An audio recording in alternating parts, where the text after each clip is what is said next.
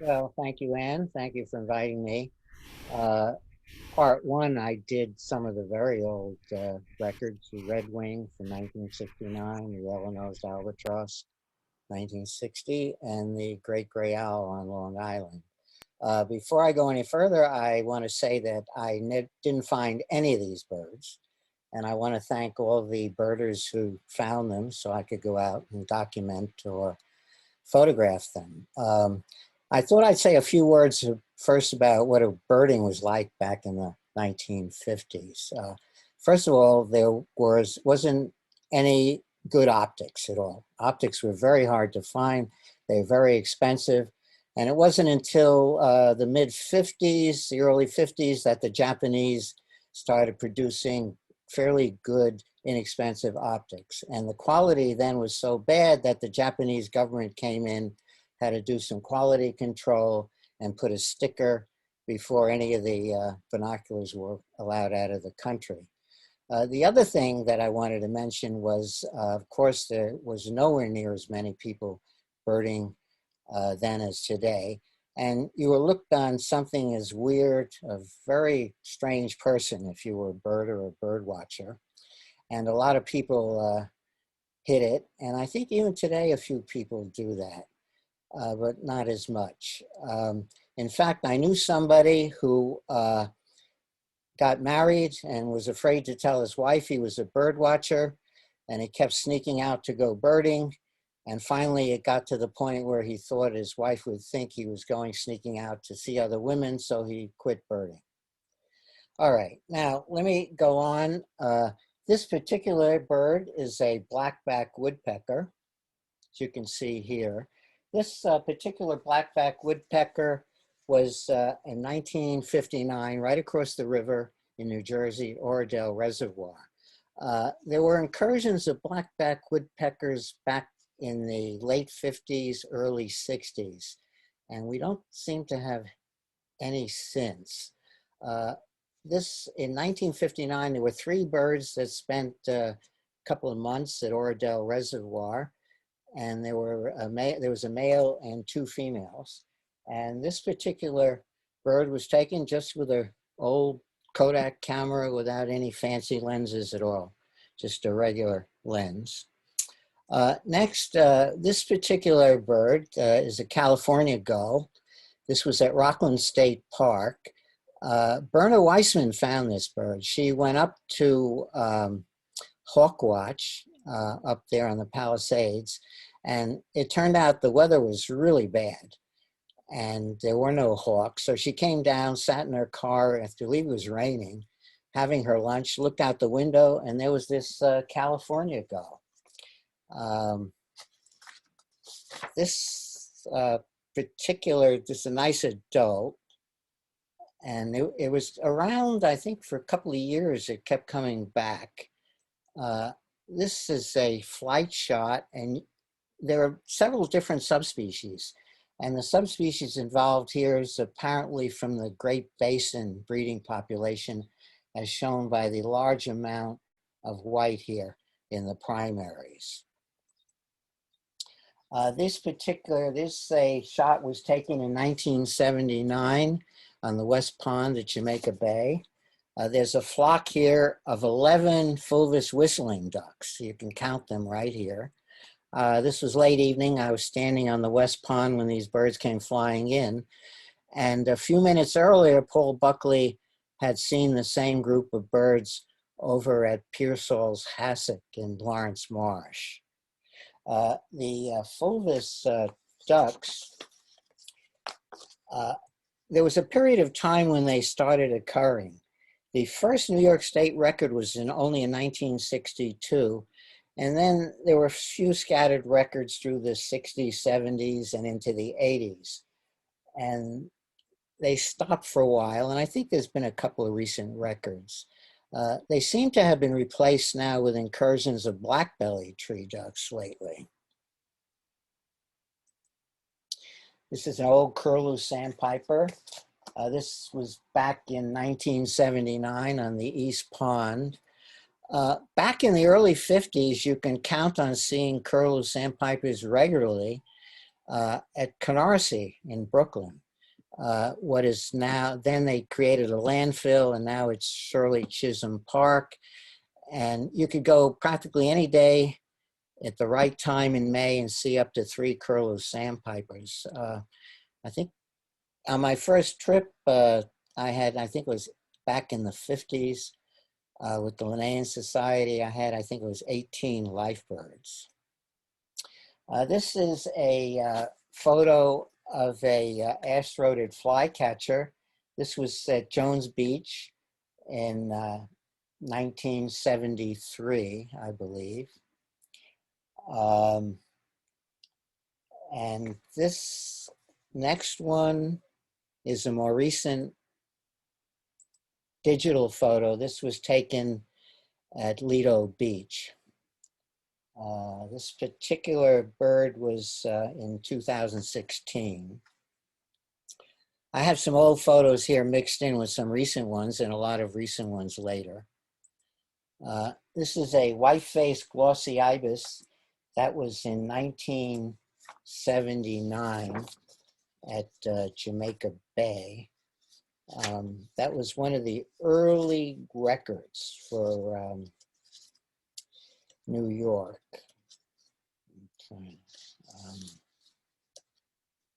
And the reason I mention this is because I believe they may have nested actually in Jamaica Bay. There was one adult bird that was present most of the summer on the West Pond. And when it took off, it would fly over to Canarsie Pole, which was at that time, a big heronry at breeding egrets and herons. And I never saw 2 adults, but then later in the summer, an adult showed up with a young bird. I say they were present all summer, and when the adults took off, they would go to Canarsie Pole. So this is one of the early white ibises, and now they seem to occur more regularly, and I think a good place is at Captree Island, and there was one there recently. This was the first known nesting of glossy ibis in New York State, a bird I found in 1961. This was at Canarsie Pole in Jamaica Bay. Here's a pair of tufted ducks. This was on Central Park Reservoir back in 1982. The first New York State record was in Van Cortlandt Park back in the, I forget the date, but back in the 50s. One of the earliest records for tufted ducks was in Massachusetts on the Merrimack River in 1954 among like 3,000 scarp. And I remember going up there to see it. And then they started to show up in the New York City area, not only in Van Cortlandt Park, but they were at Spuyten Duyvil, they were on the Hudson River and on the Harlem River back in the 50s. And then they showed up quite frequently in Central Park at this time. And then they sort of disappeared, for a while. Like all these things, they seem to occur in batches over a period of years and then disappear. This is a more recent photo. This particular one is from Heckscher Park. This was in 2013. This is the Heckscher County Park, not the state park. Okay, this is a Chuck-Will's widow from Central Park. This was in 1997. This is another scan from a slide. It's a nice female Chuck-Will's widow. And of course, that's another bird that didn't occur in New York State. And now they're actually breeding and they're occurring now fairly regularly.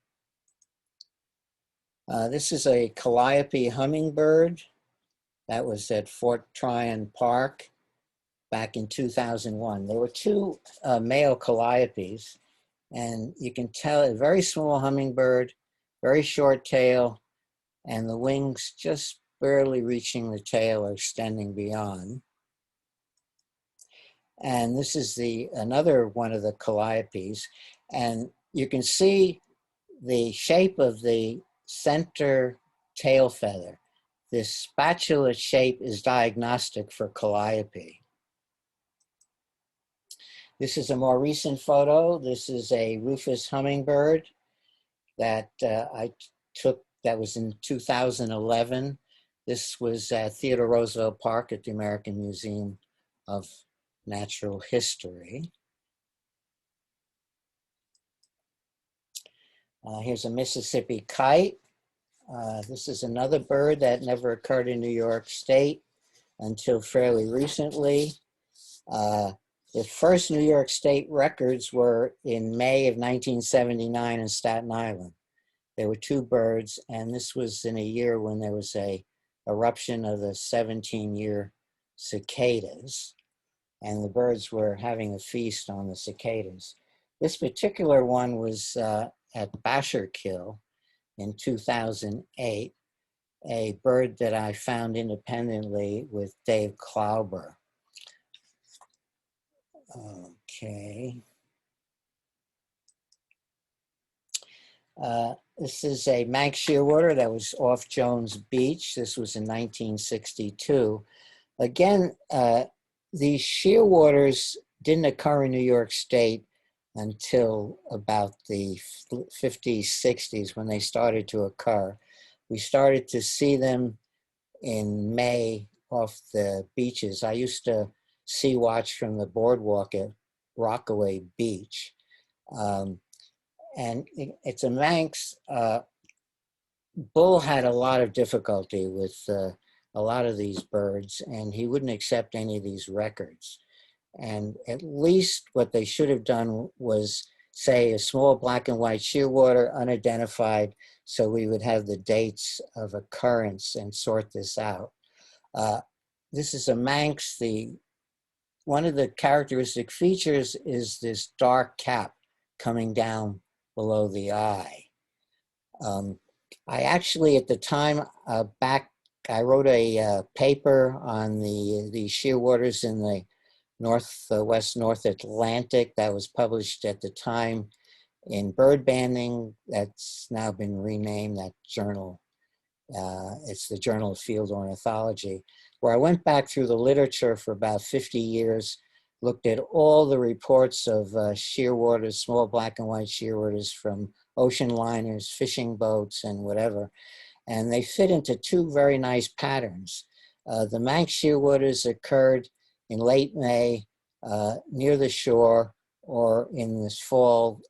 These birds were migrating north from South America. They winter off Brazil and Uruguay, and they were migrating north back to the British Isles. And since then, recently, they've been found more recently breeding in Newfoundland. What I found was they fit 2 very neat patterns. The Manx, as I say, occurred at certain times of year, and the Audubons occurred mainly way out in the Gulf Stream. They were feeding at the edge of the Gulf Stream on slope water, and they occurred mainly in later summer. And this fit the pattern of the birds seen from shore also, that the Audubons were generally those that were blown in by storms in late summer. And now, of course, we go out on these pelagic trips and you see the Audubons. You look for the eddies of breaking off from the Gulf Stream to find these birds. This is the boreal owl that was in Central Park, found on a Christmas count by Jim Demas, who identified it as a saw-whet. And he said it was out in the open. So I went back after the count, and lo and behold, it was a boreal. This is one of the southernmost records for boreal owl in North America. There are only, I think, about 3 records from the New York City region. This bird was around from about mid-December through mid-January. It was present just about every day except for 3 days when it couldn't be found, generally in the same area, the Tavern on the Green. There was a huge incursion of boreal owls that winter. And in Minnesota, they had over 400 boreal owls recorded. Okay. Now this is a Sabine's gull. This is from Staten Island. Let me see. This was back in 1986. The bird was around for about 9 days or so. This was in Great Kills Harbor. Again, this is a very old photo from a slide. This is another shot of it. You can see the nice pattern here and the forked tail. This is a Thayer's gull, which has since been lumped with Iceland. This was taken in 1997 on the Fresh Kills garbage dump, euphemistically called landfills. I was with Bob Lewis and Dick Veet. This is a nice adult bird. You can see it's got a nice red dark eye with a nice red orbital ring. And you can see the nice pattern here of the white tips to the primaries and this nice dark leading edge with the inner web, with the light inner web. As I say, now they've been lumped with Iceland. It's another scan from a slide. Okay, now this is a ivory gull. And this particular bird was at right on the Hudson River in Piermont. This was in February 26, 2007, nice adult bird.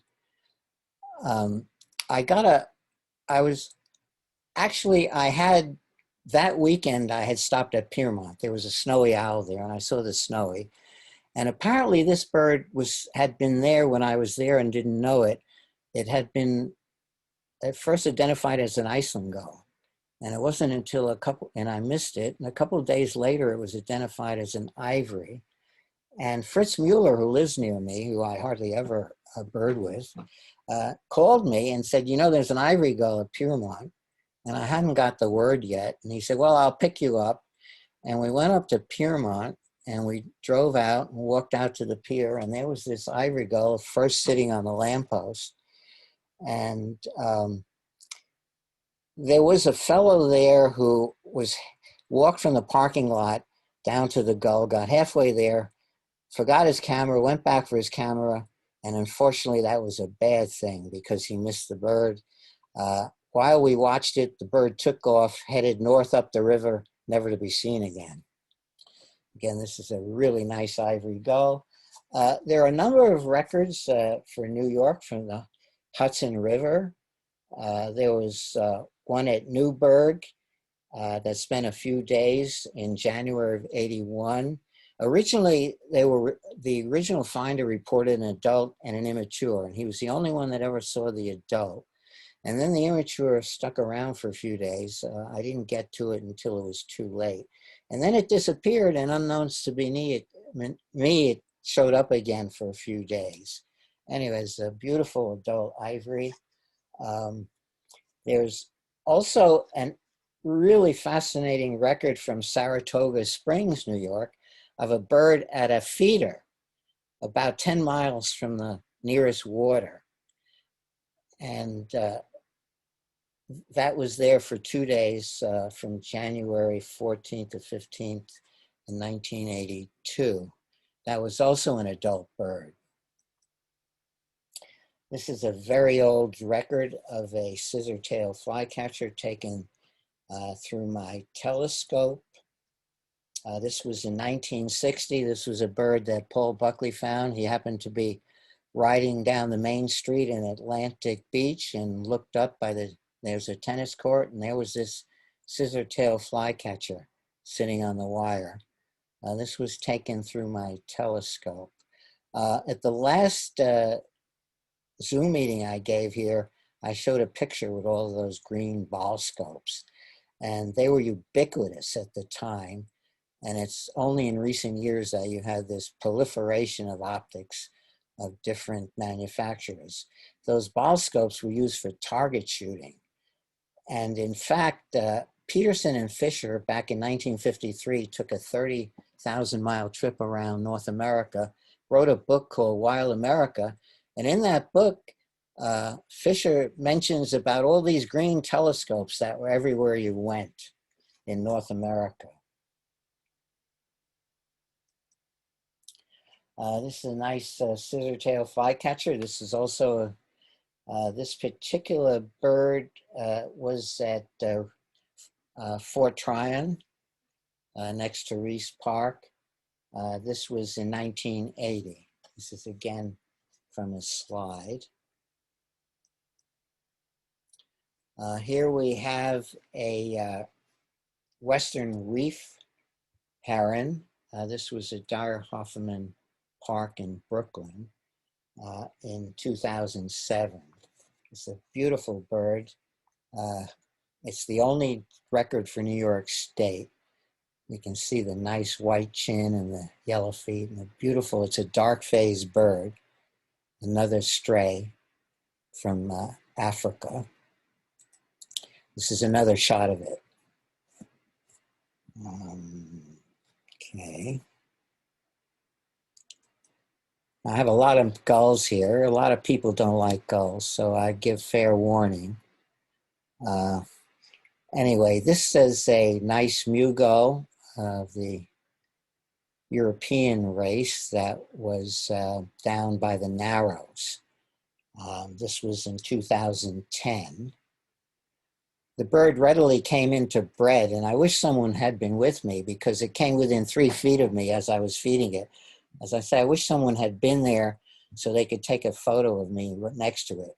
This is a close-up shot showing the beautiful head and the really nice shape of the bill, color of the bill, and the orbital ring and the dark eye.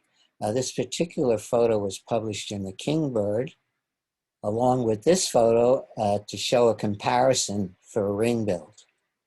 This was taken at the same place and time as the mew gull. This is another mew gull that was also around the Narrows. This particular is a young bird of the Western North American race. This was in 2015. Unfortunately, it's the only shot. I couldn't get a good flight shot showing the diagnostic tail pattern. The bird took off before I could get any shots. Now, this is interesting. This was in 2019. I was standing at Nickerson Beach with Shoei Mitra, and Steve Walter also came along. And Shoei said, well, look at this tern. I think this is the subspecies longipennis, which is the common tern that breeds, the race that breeds in Eastern Asia. And normally you say, well, it just has a black bill, and a lot of common terns can have black bills at that time of year. But this has 3 different features that are characteristic of longipennis. Not only the black bill, but the gray, extensive gray with the white cheeks, and also the long tail. Look how the tail is much longer than the wings. Now, I went back for this talk to look for this photo. This is an Arctic tern that I had at Nickerson on June of 2012. This was the first Arctic tern record for Nassau County. And what happened was, I know that people had been finding in June Arctic terns at Cupsog regularly. So I said, well, let me look at Nickerson. And sure enough, I found this bird. And in recent years, Arctic terns have been seen regularly there in June. So anyway, at the same time, I took this picture. I took a common tern that was next to it for comparison. And lo and behold, there's another longipennis. which I didn't even recognize at the time until I went back looking at this Arctic tern. And I sent this picture along with the Arctic tern picture to several birders who shall be nameless for comparison, and they didn't even recognize this as a longipennis. Here you can see again the dark bill, the very dark gray with the light cheeks, and look how long that tail is. Tremendous. I've been trying to get Shoei to write this up, but so far without any luck. I throw this in because this is the Mill River Audubon, and these birds were taken at Croton Point by the railroad station. This is a nice cackling goose next to a nice Canada.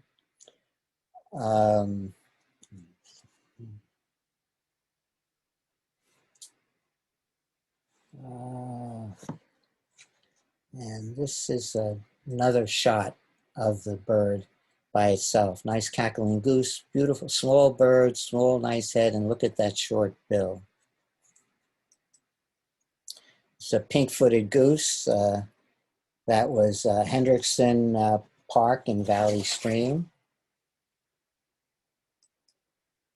It's another shot of the pink-footed goose. This was in 2016. It's a barnacle goose. This particular one was at Van Cortlandt Park. All these geese have been expanding tremendously in their breeding ranges, and now they're showing up more frequently in this area. When I started birding, I mean, this was unheard of. You never saw pink-footed geese. You never saw barnacle geese. And this particular bird, barnacle goose, was in Van Cortlandt. And for years, it was debated whether these birds were escaped bees from aviaries, local aviaries or not, until one of these birds actually showed up with a band at Pelham Bay Park that the bird had been banded in Europe, showing that it was a natural vagrancy. But I think these days nobody doubts that these birds are natural vagrants, and they seem to be breeding, I think, in Greenland now. It's a nice black-headed gull. This was at Cayman's Pond. It's another black-headed gull. This particular one was last February in Central Park. I really like this shot. It's on the reservoir because of the interaction with the ringbill. It's a beautiful adult blackhead. As I say, there's a lot of gulls here. The nice thing about gulls is they're ubiquitous, and there's a lot of possibilities for rare birds. And some of them are really a challenge to identify. However, this bird is a beautiful adult Franklin's. This one was found by Deb Allen at Plum Beach. In fact, she was looking at her photos at home, and she didn't see this bird in the field, and then she noticed it when she got her photos that it was a Franklin's, got the word out. I went out with Ardith. We were there in the morning, and the birds were way off on the other side of the creek, and we decided to come back. We went for lunch, came back in the afternoon, and the birds were right on this side feeding on horseshoe crabs. There were lots of laughing gulls. Some beautiful, this particular Franklin's, this photo was reproduced in Gulls of the World, a photographic guide. There's another shot of the bird. Beautiful pattern here, the wings. And here's one. The bird attempted to mate with laughing gulls. This is the Franklin's on the top, and here's a laughing gull. Now, this is a lesser blackback. Now, I wrote a long paper with Bob Lewis about lesser blackback gulls years ago. The first record for North America was at Beach Haven, New Jersey, only in 1934. And they started showing up scarcely back in the 60s and 70s, and it was still a really rare bird, and people would chase after them. And then they started to become more frequent, and they were documented first breeding in Greenland in the 1990s. Bob Lewis and I say we wrote a large two-part paper in birding on the ID of these birds and their influx and their occurrence expansion into North America. Now they're all over. I mean, they're all over inland in the US. In fact, the captree count last week had a whole bunch out on the beach. And what I wanted to say is that the early field guides only mentioned two races. They mentioned this one, Grail's Eye and Fuscus, without mentioning another bird, this bird intermedius. This is also lesser blackback, but notice the difference in the coloration of the back, how it almost matches the primaries. It's not at all this light color like this bird. And so because there's this intermedius wasn't widely recognized in the literature until the 1980s. And so all the early field guides only mention this in Fuscus. And so you'll see reference a lot to this bird as being Fuscus. Now, Fuscus is a bird that occurs in eastern Scandinavia that migrates down into East Africa. And it's a very different bird. It's a 3-year gull instead of a 4 or 5-year gull. It's more tern-like. It has a different ecology. And for that reason, a lot of authorities split it up into a different species. So if you see references to birds in North America as being Fuscus, they're probably this bird. What happened was the Grail's Eye was nesting in Great Britain. It moved west into Iceland, and then it started to move east into the Netherlands. And then this bird, which nested in southern Scandinavia, moved west into the Netherlands, and now you have admixture in the Netherlands. And you have a range, actually a cline from very dark birds like this to light Grailsy birds. Now, the interesting thing is that literally thousands of these lesser blackback gulls have been banded in Europe and in Iceland, and there's only 1 or 2 records of those birds for North America. And so the question is, where are the birds that we're getting here in North America coming from? And it's believed they're coming from Greenland. This bird here, Bob Lewis and I originally identified it as an intermedius, but I'm not so sure. It's very difficult to tell this from Fuscus, and this could be a candidate for Fuscus. Look at how slim and long the wings are, the small round head, the thin bill, and also there are no white spots in the primary, and there's just this one mirror, which is characteristic of Fuscus, but who knows? It's probably just this thing. Okay, this particular bird was, let me see, breeding in Lawrence Marsh. No, I'm sorry, I can't say that with a straight face. This is a bird, because we're doing gulls, I couldn't risk throwing this in. This was a bird that I photographed above the Arctic Circle in Russia and in Siberia. This bird is on the nest. We found, I think it was 18 nests that day. We were camping most of the trip. It was a terrific trip, a 3-week trip, one of the best trips I ever went on. We had 164 species, and you name just about any bird you ever wanted to see that occurs in North America that breeds in Asia, and we had it. Okay, this is the gray-headed gull. This is, I think, only the second one for North America. This particular one was at Coney Island in 2011. Here again, it was eating bread. And you can see here, it's on the beach at Coney Island. The bird came right in. This is a nice flight shot. This particular photo was also published in Gulls of the World. And here's a, let me lower that. This is a nice portrait of it. This is a Kamchatka gull. Now, this was in 2019 in Connecticut.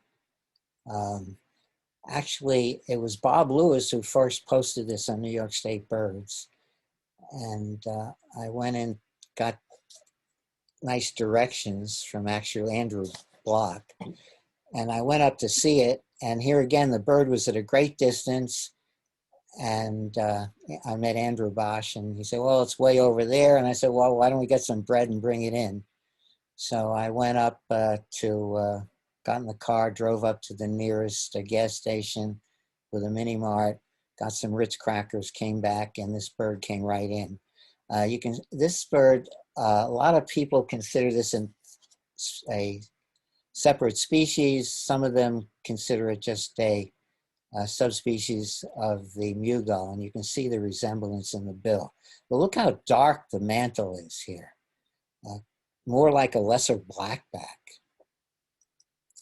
And this is a shot of the bird. You can see a beautiful shot of the mantle with the primary pattern.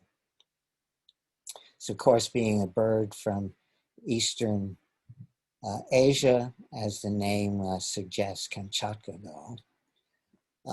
Okay, this is a Couch's kingbird. This particular bird was in the West Village.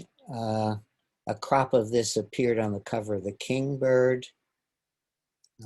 This is the same time of year. This was in November, December. There was a Cason's kingbird at Floyd Bennett Field. And this is a shot of the Cason's kingbird. Here we have a shot of a sooty fox sparrow. This is the only record for New York State. This is one of the races from the Pacific Northwest. This particular bird was in 2010 in Central Park. You can see how different it is from the red fox sparrows that we get here. Very dark. It's another shot of it.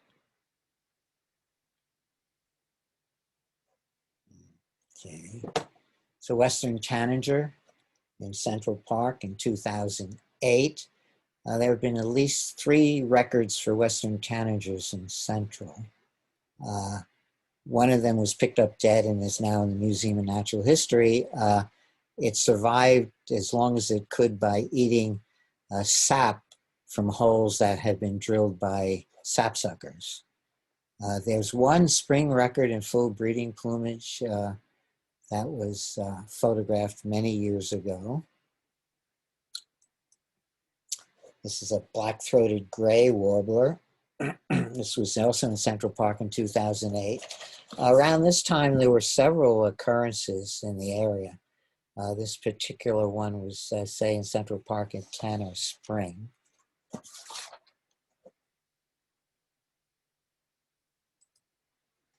So Barrow's Goldeneye, this particular one was in Staten Island in 2015. You can see the nice shape of the head, characteristic of Barrow's, and the bill color. This is a flight shot. This particular shot was published in the Kingbird. And of course, this was the famous corncrake that was in 2017 out at Cap Tree on the causeway that was hit by a car, unfortunately. And kudos to Ken Fusel for finding this bird. I mean, it was a terrific find. It's a bird extremely hard to see, and they've been getting quite rare on the breeding grounds in Europe. This is a painted bunting. This was the one that was found on the Christmas count, Southern Nassau Christmas count in 2019. I was birding my area around Point Lookout, heard about it, went over, grabbed a few shots, and went back to my area. This, of course, is the Kirtland's warbler, but maybe, I don't know how many records for the state now, maybe 2 or so, 3. This was the one in Central Park. I heard about this, grabbed in a cab, ran over, but fortunately the bird stayed for a couple of days, at least one full day later and part of the next morning. And lots of people got to see it. And so now they don't have to go to Michigan. Another shot of the Kirtlands. It's a Harris's sparrow in Central Park in 2018. I heard about this bird, it was late in the day, and there was some big function going on, some big concert or marathon, and it was impossible to get out of the park or get up there because of all the barriers. And I tried to get up there before dark, ran all the way from the south end of the park and got there in time to get some nice photos, even though the light was fading. It's amazing with the modern equipment and the digital cameras, what you can do even in dim light. And unfortunately, it didn't stay. It was just that one day wonder. This is Hammond's flycatcher. It's another bird from Central Park. One of the few records. I think there's only 2 or 3 records from New York State. You can see here the nice cap and this gray area here, and the characteristic eye pattern, the bare pattern around the eye, this pointing back here. Another shot of the Hammonds. In fact, a lot of people, when they first saw this, immediately thought it was a kinglet. And this happened several times. It's a white-winged dove. This is from Central Park in 2019. It's a bird found at the feeders by Joe DiCostanzo. It was a really cold, windy, nasty day. Everybody thought, oh, this bird's at the feeder, got plenty to eat. The weather's lousy, it'll stick around. But fortunately, I ran out to the park as soon as I heard about it. It was very late in the day, got this shot, and the bird was never seen again, never seen the next day. And this is the sage thrasher, found by Corey Finger at Jamaica Bay in 2019. And this is one of the latest rarities by Doug Goshfeld. This is a martin, maybe probably gray-breasted, not sure yet. And the weather, I got out and the weather was terrible, but fortunately after a while I managed to get some decent shots. There's another shot of it. There's a lot of digital noise here because the weather was so bad, the light was so bad, I was using a high ISO and trying to capture it, getting a high speed. Anyway, that's it for now. So I'll be happy to answer any questions. Oh, great. Thank you, Peter. I'm looking in the chat box, and nobody's posted anything here yet. So what we could do, it's always kind of a guess here. What we could do is stop the share, unless somebody wants to look at a picture again. Let us know that. And if you want to ask your questions with audio or your comments with audio, feel free to do that now too. We have the ability to do that as well. Any questions or comments are welcome. Do you want me to stop screen share or? Yeah, why don't you do that? And we'll just open it up to the, let's stop the spotlighting, Steve, if you could do that too.